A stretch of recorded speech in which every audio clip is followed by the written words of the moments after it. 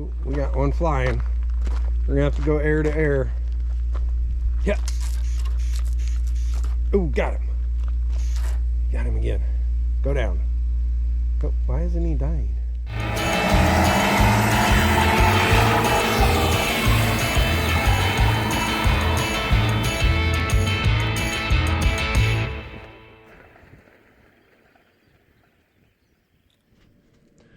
Hey, welcome back to Freedom One Garage.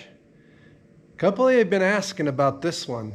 I've seen it in the background in some of the other videos and pictures and whatnot. And today we're cracking the seal on the 74 Bronco. Now we've had it here for a handful of weeks, gathering parts and pieces and that kind of stuff and making a plan. But today we're actually gonna, start doing stuff. Here's how it's gonna go. I've already started a little bit, blowing out all the Meeces stuff from in and around the engine compartment. Found this little bit of rot back here. We're gonna have to deal with this area right in here, but the rest of the fenders, inner fenders, front end, battery tray, it's a Ford, they get rusty. But yeah, the Meeces have been in here. I did take the air cleaner assembly off. They did not get into the carburetor or past the actual air filter element, so that is good. But yeah, they chewed through the toolkit, did some other stuff. So they've also been on the inside. We removed one condominium from right around in that area on the floor. It was hidden under the hubcaps. They had a hard shell over their little Meese house. And then we noticed some flying creatures coming from this area. There's a wasp nest right around here. So we're gonna eradicate that, and then we're gonna continue or finish blowing out the Meese poop and stuff from the engine compartment, and then we're gonna get the back hatch to open. We got both doors and windows to open nicely now, and we're gonna vacuum all the Meese stuff out, rip the seats and the carpet out, and then we're gonna wash the whole dang thing, and then we can start working on it. But we gotta get rid of the smell's not as bad as some things, the Falcon still reigns supreme in the Meese category. Yeah, this one's got plenty of evidence that needs to be removed, so we're gonna work on that. Oh, one of the wasps found his way inside. He's not happy about that, so, but we got spray for him. Anyway, we'll get to work cleaning this up some more, and then we'll roll it into the shade for the vacuuming and interior removal.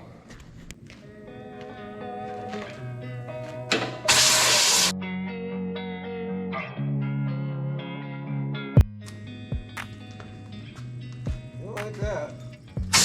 Oh, there's another one incoming. That was just a Japanese beetle. I feel silly now.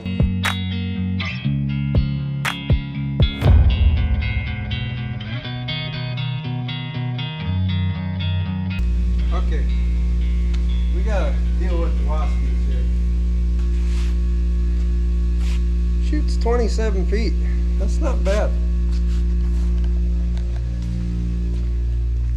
We don't need that much where we're going. We might still have to put on the escape running shoes. Oh, there he is right there. Ready? Ooh, ooh. Yeah.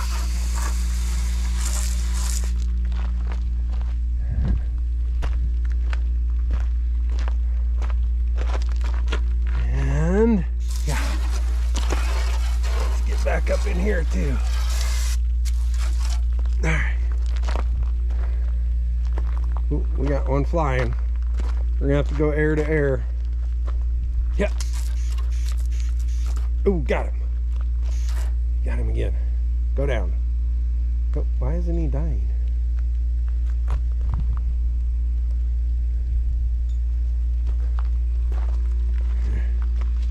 Is he feeling it? Yeah, he's feeling it. Oh, wait, maybe not. Here. Yeah. Ooh, got him. Ooh, he went that way. Oh, he's over here on the Jeep now. Here we go. Ready?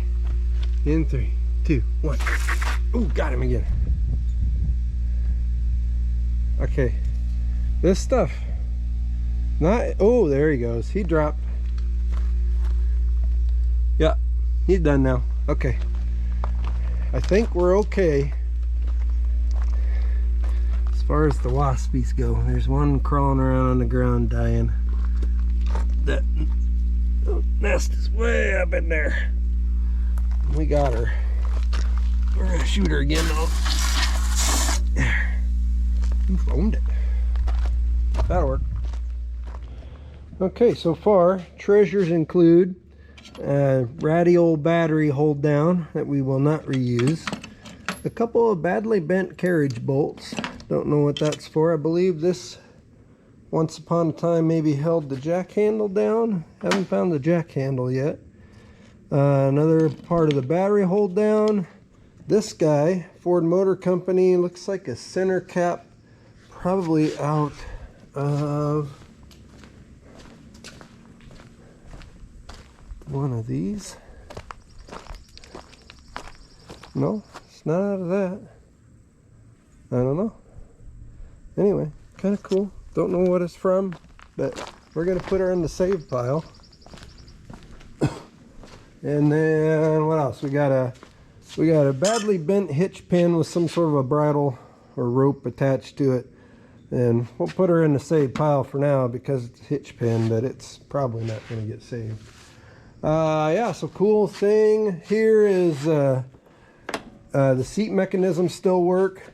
This driver's seat, it's just a folder, so you got to get in to the back seat from there.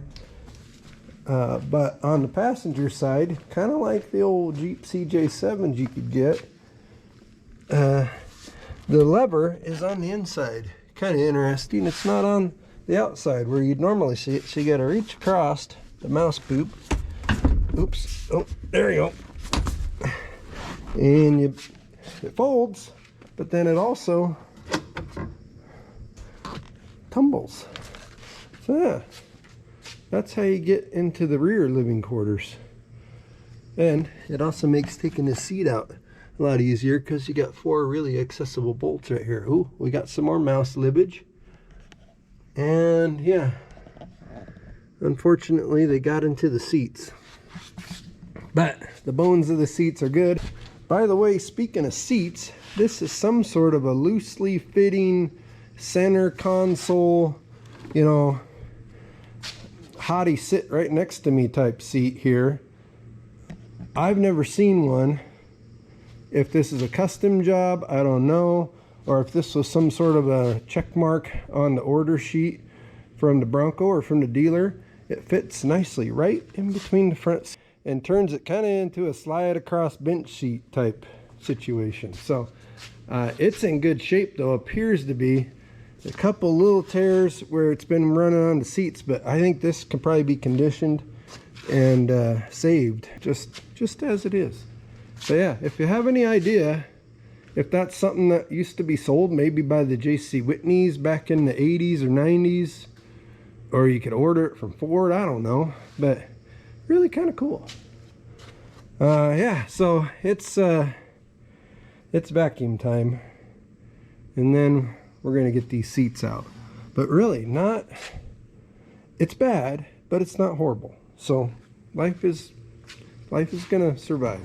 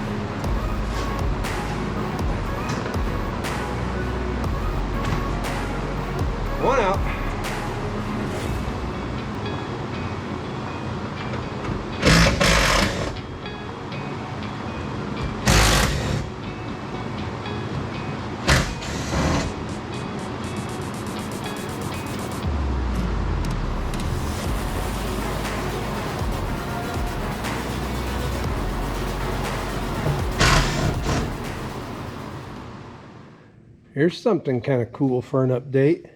Apparently, this Bronco was a rubber mat car before it ever had carpet.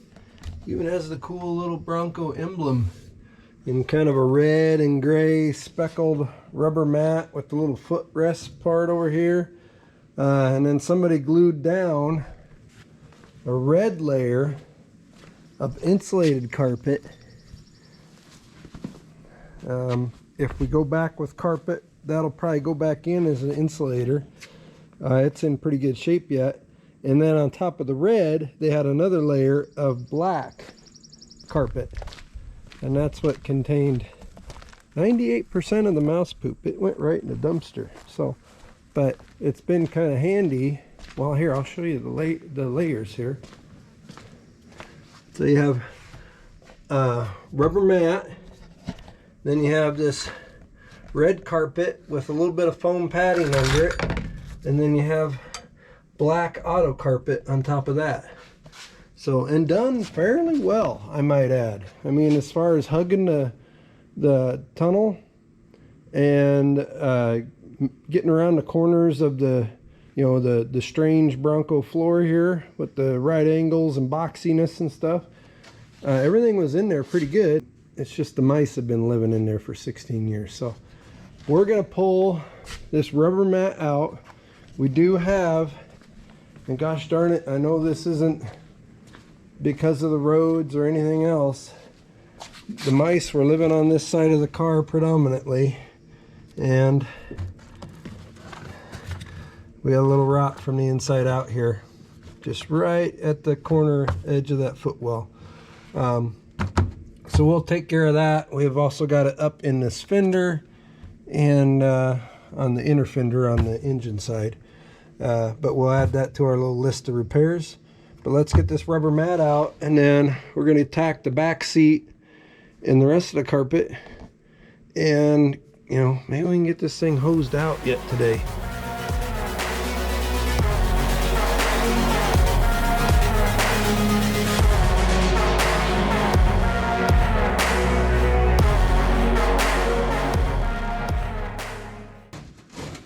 We got rust on that side too. Interesting. I didn't think we'd have that much rust. And it's not much, but it's a little bit. We'll show you here in just a second.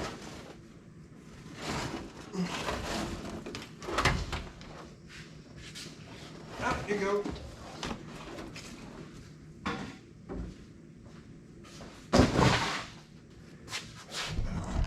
There we go. We got a little rustage here. And I had to guess, looks inside out here as well. Maybe a little bit of road grime rust here. We can get this section and fix that, no problem. This is all inside out. But then we've got a little rust through right at the crease there. But we can handle that, no problem. All right, managed to get to the rear door, the hatch, the top open. These Broncos, early ones, removable hardtop, which, all right, very hard to find and desirable. This one's it's got some dents in it, but we're gonna see if we can't get those massaged out.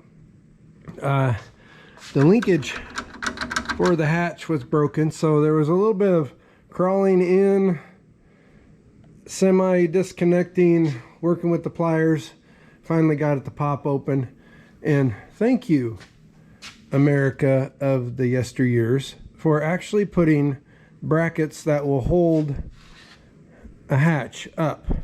No hydraulic stupid pistons, none of that stuff. It goes up, it comes down. It goes up, it latches. Simple as that.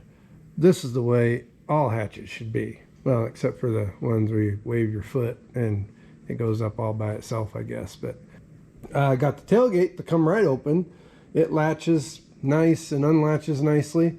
So we're gonna deal with the mouse poops back here, get this seat out of here, and then we'll take the carpet and padding out just like we did in front. So.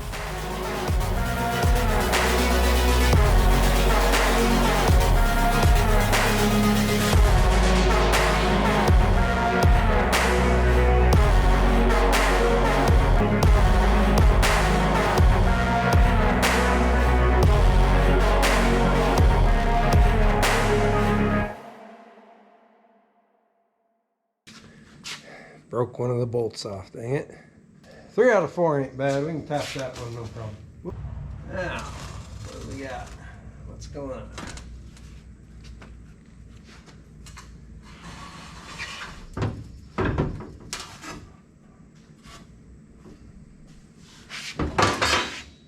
This seat out.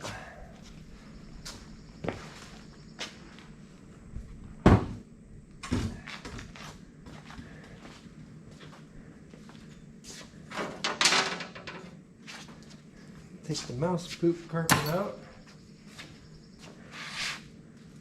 Oh, what's under here? Okay. Yeah, we made a little bit of a mess there. We gotta get this trim, entry trim off. This is our little cover for here. So we gotta save that.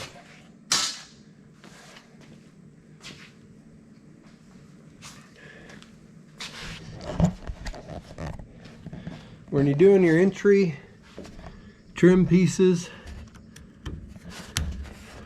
get in here with a pick and clean these screws out. You'll thank yourself later. Like this one's totally full. If you just start jumping in here and trying to muscle these out with a Phillips bit without making them happy first, you're gonna have problems. All right. Got all our screws out. This will polish up just fine. We'll save it. Oops, sorry, tripod. We're gonna get reused. Now we can get the mousy carpet out.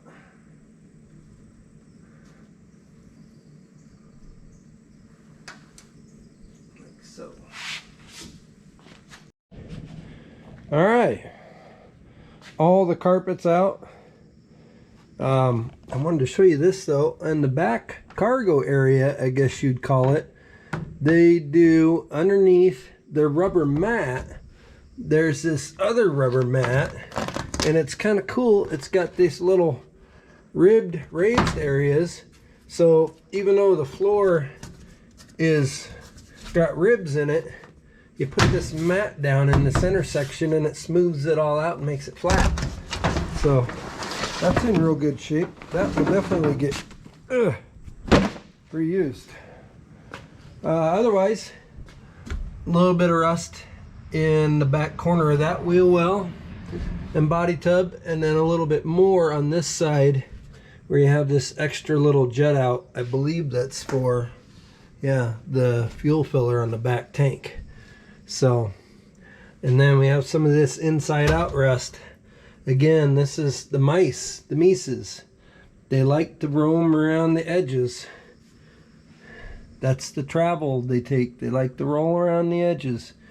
And they'll just pee and diddle and piddle and diddle and fiddle and whatever else. And over time, it'll rust your car from the inside out.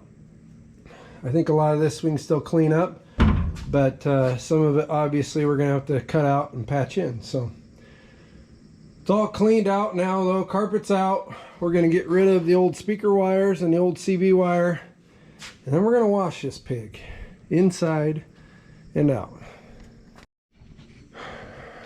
All right, updates. Jalen's home from cross-country practice. First cross-country practice of the year.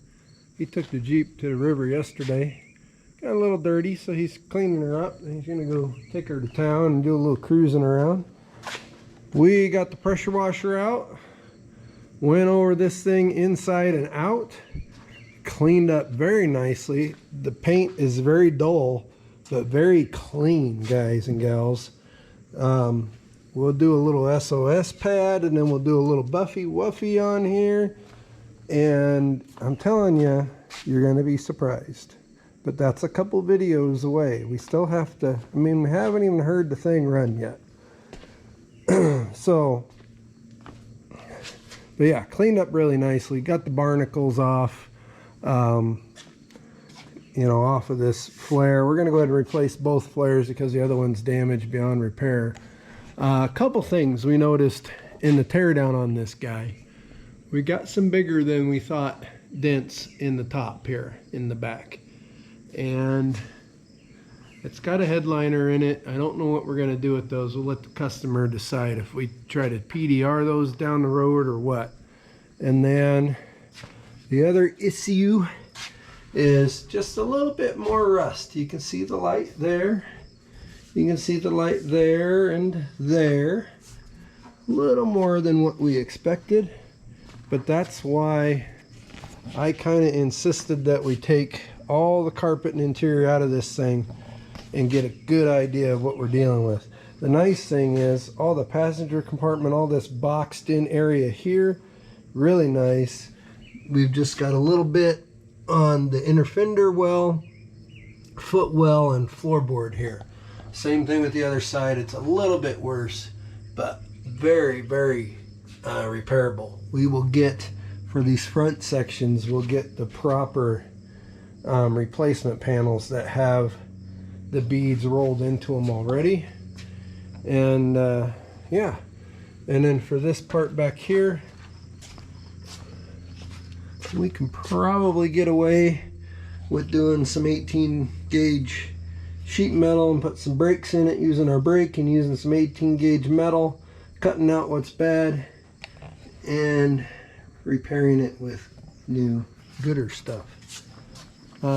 We took the CB antenna off, little things. We're gonna lose this hitch like we said before, lose the mud flaps, that kind of thing. But next course of action, we're gonna kind of get away from, wanted to get the mouse poop and get this thing clean inside and out. We also degreased the engine, pressure washed that.